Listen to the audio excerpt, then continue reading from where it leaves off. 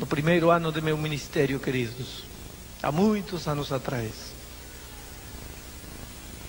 Eu trabalhava numa favela perigosa, cheia de marginais e delinquentes. Uma noite, enquanto descia dessa favela, 2 rapazes me encurralaram num caminho estreito e escuro. Um deles colocou uma faca aqui no meu peito e eu tremi. Entreguei minha carteira, entreguei meu relógio, entreguei uma caneta bonita que tinha e disse: por favor, não me façam mal, não precisam me machucar. Eu sei que vocês precisam de dinheiro, levem tudo que eu tenho. Agora não precisam me machucar. Eu sou um pastor, eu não faço mal a ninguém. Aqui na minha pasta só tenho minha Bíblia, não tenho mais nada. O que tenho de valor está aqui, levem, mas não me façam nada. Eles riram da minha atitude. Estava tudo escuro. Pegaram o dinheiro, o relógio, a caneta e sumiram. E eu fiquei tremendo, mas agradecendo a Deus porque eles não me fizeram nenhum mal.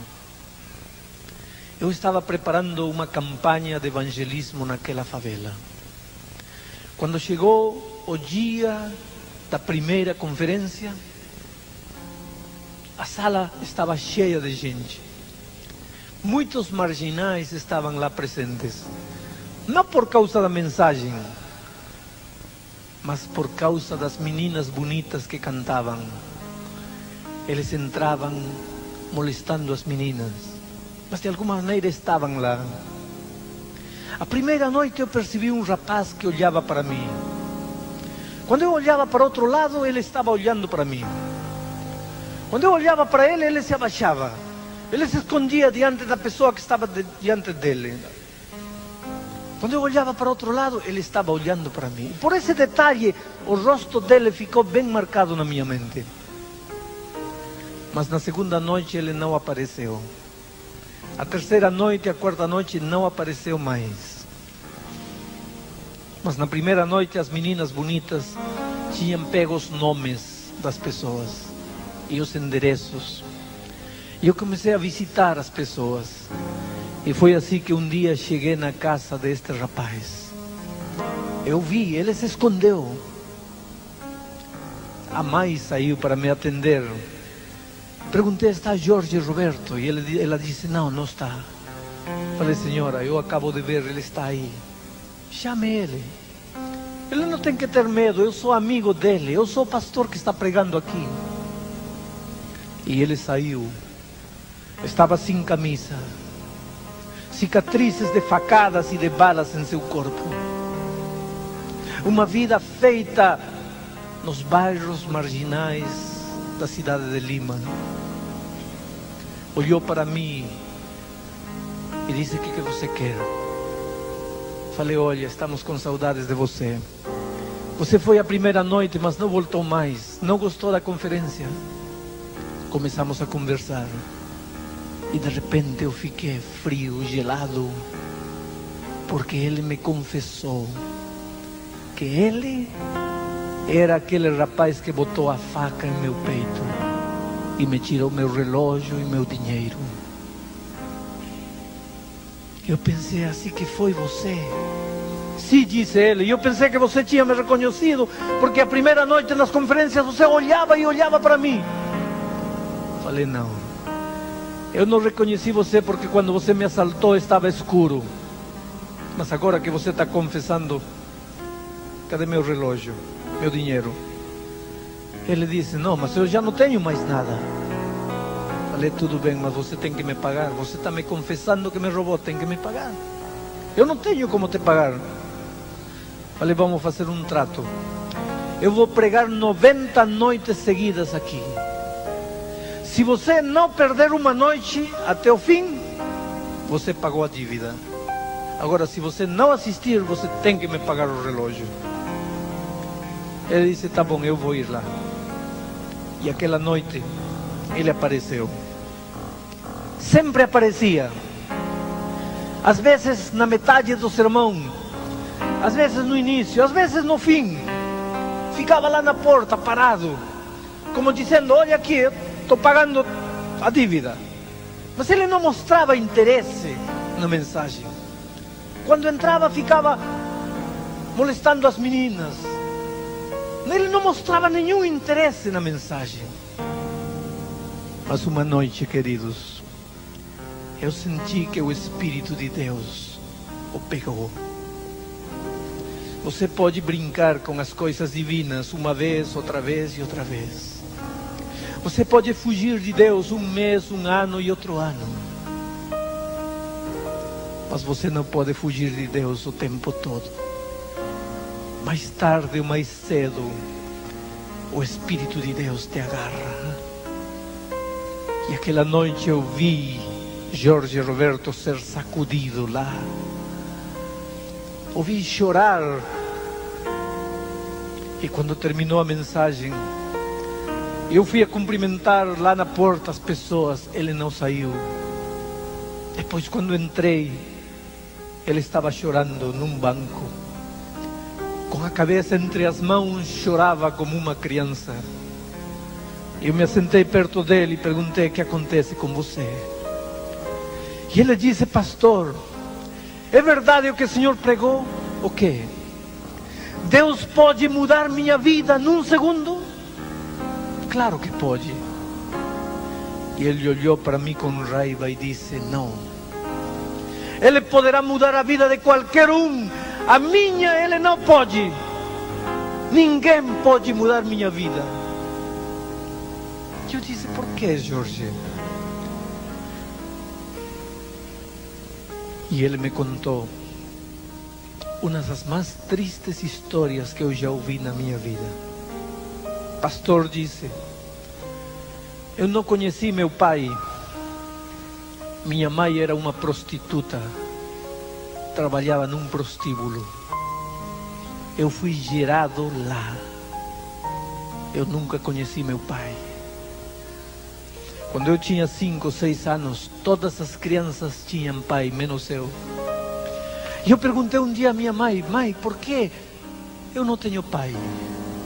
E minha mãe me deu um tapa na boca e me disse: garoto, isso não se pergunta nunca. Mas eu não precisei mais perguntar, porque um amigo na rua me contou por que eu não tinha pai. Aquele dia eu senti uma coisa terrível contra minha mãe. Mas o que podia fazer? Minha mãe era tudo que eu tinha. Ah, pastor, quando eu era criancinha, engatilhando, enquanto minha mãe vendia seu corpo, as outras mulheres tomavam conta de mim. Eu comecei a acordar para a vida, respirando o lixo desta vida. Quando eu tinha 11, 12 anos, minha mãe ficou tuberculosa. Começou a vomitar sangue. As mulheres então expulsaram lá. Minha mãe não podia mais trabalhar. Não tínhamos para onde ir. Então viemos para esta favela. Eles tinham feito uma espécie de buraco no morro. Tinham botado uma porta de latão e eles moravam lá. Como bichos, como animais. E ele disse: pastor, uma noite minha mãe estava morrendo, literalmente. Uma manhã estava vomitando sangue. O lençol branco todo cheio de sangue. Minha mãe estava morrendo. E eu só tinha 11 anos. E não tinha ninguém na vida. Ah, pastor, minha mãe tinha ido de manhã ao médico. O médico tinha dado uma receita, mas não havia dinheiro para comprar remédio. Eu fui a pedir ajuda aos vizinhos que me ajudassem a comprar remédio. Ninguém se interessava por nós. Ninguém quis ajudar. Foi então que eu desci o morro. Fiquei lá embaixo no ponto do transporte. Homens e mulheres andando, mulheres com carteiras, com bolsas, com brincos, com joias. Eu era um garoto de 11 anos. Eu não sei de onde tirei coragem. Fui em cima de uma mulher, tirei a corrente de ouro e Corri, subi o morro. Eu sabia quem comprava ouro aqui. Vendi, peguei o dinheiro. Voltei para a cidade. Comprei o remédio da minha mãe. E quando chegou a tarde, eu entrei e entreguei o remédio para minha mãe. E aquele dia, aqui dentro do meu coração, se quebrou uma das coisas mais bonitas que eu tinha. Porque aquele dia, pastor, eu entendi que eu não precisava de ninguém para poder viver. Eu podia viver sozinho. Foi então que eu comecei a descer todo dia e tirar as coisas das mulheres e correr e fugir e vender. Nunca mais passei necessidade. Aprendi a fumar, mas o cigarro não bastava. Comecei a fumar maconha. Isso já não bastava. Comecei a cheirar cocaína. Isso não bastava. Comecei a me injetar cocaína. E ele chorando disse: pastor, olha para mim. Eu já violentei mulheres. Eu já roubei. Talvez até já matei. Eu sou um viciado em drogas. Para poder sustentar meu vício, eu passo drogas. Eu sou um traficante. Eu sou a escória. Eu sou um lixo. Eu não presto, eu não valho para nada. Agora você vem. Você que nunca sofreu. Você que não conhece a vida que eu conheço. Vai me dizer que Jesus pode mudar minha vida num segundo? Eu disse: Jorge, não sei. Eu só sei que Jesus ama você. Orei com ele. E no dia seguinte ele não voltou. E no outro dia não voltou. E no outro dia não voltou. Mas um dia, quando eu estava terminando de pregar, a mãe dele apareceu. E me começou a chamar lá da porta: pastor, pastor. Quando terminou a pregação, eu fui. E ela me disse: pastor, tem que vir para casa. Jorge Roberto precisa do Senhor. E corri com ela. Quando entrei em casa, vi um quadro grotesco. Jorge estava amarrado com as duas mãos da cama. A mãe me contou o que tinha acontecido. Aquela tarde chegou em casa. Começou a andar como um leão enjaulado de um lado para outro na casa. E dizia: eu tenho vontade de usar droga. Eu preciso usar droga. Mas eu não vou usar mais droga. Porque Cristo mudou minha vida. Mas à medida que o tempo passava, o desejo da droga ia crescendo dentro dele. E ficava desesperado no quarto, de um lado para outro andava. E dizia: eu preciso droga. Mas eu não vou usar mais porque Cristo mudou minha vida. E num momento ficou tão nervoso que deu uma cabeçada na parede. Se abriu uma ferida, o sangue começou a sair. E a mãe foi perto dele e disse: filho, se precisar droga, usa droga, mas por favor não se machuque. E ele deu um tapa na mãe, jogou a mãe no chão. E depois, percebendo o que tinha feito, recolheu sua mãe e disse: mãezinha, por favor me perdoe, mas eu estou louco. Eu preciso de droga.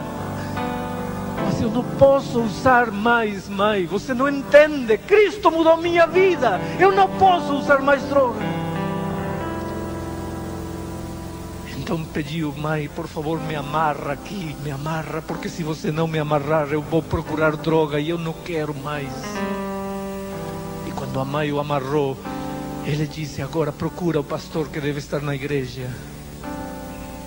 Quando eu entrei, ele me insultou, me xingou. Eu soltei as mãos dele. Sentou na cama pálido, tremia e chorando. Ele perguntou: pastor, será que eu vou conseguir? Eu abracei e disse: Jorge, você vai conseguir sim. Aí começou a grande luta deste rapaz. Todas as noites estava no templo. Quando vinha o desejo da droga, ele pedia: mãe, me amarra aqui no poste. E aí, amarrado no poste, gritava, esperneava, xingava, até que o desejo da droga passava. Quando ele não aparecia na igreja, eu sabia, ele tinha se drogado. Uma sexta-feira à noite, ele não apareceu. Eu fui para a casa dele, ele não estava. Eu sabia onde encontrar ele. Eu conhecia os pontos de droga, os lugares onde os marginais, as prostitutas, os drogados se reuniam. Uma sexta noite eu fui a procurá-lo. O encontrei. Ele começou a chorar e disse: pastor, eu maldigo a hora em que te assaltei. Com tanta gente para assaltar, eu tive que encontrar você em meu caminho. Quando eu não te conhecia, quando eu não sabia todas as coisas que você me ensinou de Jesus, eu era feliz à minha maneira. Eu vivia uma vida torta, mas a consciência não me perturbava. Hoje não. Hoje eu sinto que Jesus me fala, que Jesus me chama, e eu não posso, eu não consigo. Vai embora, esqueça de mim. Eu nunca vou sair de aqui. Eu não tenho forças. Eu disse: Jorge, você vai vir comigo. Ele disse: pastor, este lugar não é para você. Este ambiente não é para você. Jorge disse para ele: Jesus deixou tudo e veio aqui. Ele está chamando você. Queridos, passaram meses numa luta de vida e morte contra a droga, contra a vida passada. Mas um dia, quero que escute bem isto: não há nada que Jesus não possa fazer em sua vida. Não importa o que amarra você, não importa o que escraviza você, não importa o vício que você carrega na vida, não importa seu caráter, seu temperamento, não há nada na vida que Jesus não possa mudar, que Jesus não possa transformar. Jorge colocou sua vida nas mãos de Deus. E um dia Jorge parou de usar droga, parou de roubar, parou com a vida marginal que vivia. Eu arrumei emprego numa fábrica de sapatos para ele. Nunca vou esquecer a primeira sexta-feira que ele recebeu o seu primeiro pagamento. Veio à minha casa, parecia uma criança com um brinquedo novo. Disse: pastor, olha esse dinheiro. É o primeiro dinheiro que eu não roubei de ninguém. Eu ganhei esse dinheiro com minhas mãos. Separou seu dízimo, entregou para Jesus o que era dele. Estava feliz. E quando chegou dezembro, eu não podia batizar porque eu não era um pastor ordenado. Mas eu levei Jorge Roberto até o tanque do batismo e o pastor o batizou em nome do Pai, do Filho e do Espírito Santo. E quando Jorge saiu, eu o abracei e meu terno ficou molhado, talvez com a água da túnica molhada dele, talvez com as lágrimas que os dois derramávamos. Porque, queridos, eu estava abraçando um rapaz que um dia botou uma faca em meu peito para me assaltar, e agora Deus o entregava para mim como um presente de amor para a sua igreja. No ano seguinte me mudaram de distrito, e no ano seguinte me mandaram como missionário para a Amazônia. A única pessoa que nos despediu foi ele. Mas quando eu disse para ele adeus, eu não sabia que nunca mais o veria nesta terra. Porque um ano depois, quando saímos de férias, os irmãos me procuraram e disseram: pastor, Seu amigo Jorge está morto. O que foi que aconteceu com ele? Um sábado de manhã, na igreja que agora temos naquele morro, na capital do Peru, o pastor estava cumprimentando a todos os irmãos depois do sermão. Jorge cumprimentou o pastor e saiu e ficou aí na rua. E quando todo mundo estava saindo da igreja, 3 ex-capangas da gangue de marginais da qual Jorge saiu, numa operação de queima de arquivo, enfiaram 7 facadas em seu corpo aí na porta da igreja. Tudo foi tão rápido que ninguém conseguiu fazer nada. Os irmãos correram para levantá-lo.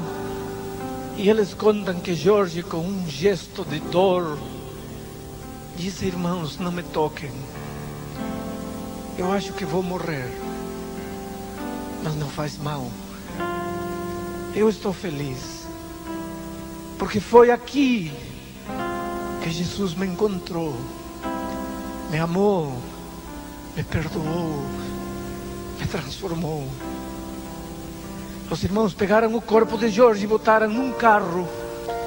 Um diácono tinha a cabeça dele no colo. E esse diácono me contou que antes de chegar ao hospital, Jorge abriu os olhos e disse: irmão, faz um favor para mim. Pois não, Jorge. Procure o pastor Bulhão. Fale para ele que a gente se encontra lá nos céus. E quando ele chegou ao hospital já estava morto.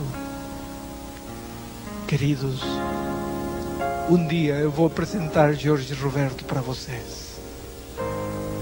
Eu tenho um encontro marcado com ele lá nos céus, quando Cristo voltar. Mas eu me pergunto se Jesus foi capaz de transformar a vida de um marginal como Jorge Roberto, de um drogado, de um traficante. Se Jesus foi capaz de transformar a vida de um homem assim, que pode haver em tua vida que Jesus não possa transformar? Então, por favor, não me diga quem é você, como você vive, o que há de errado em sua vida. Uma coisa eu sei: este momento Jesus pode operar o grande milagre em tua vida. Esta noite tem 3 tipos de pessoas aqui.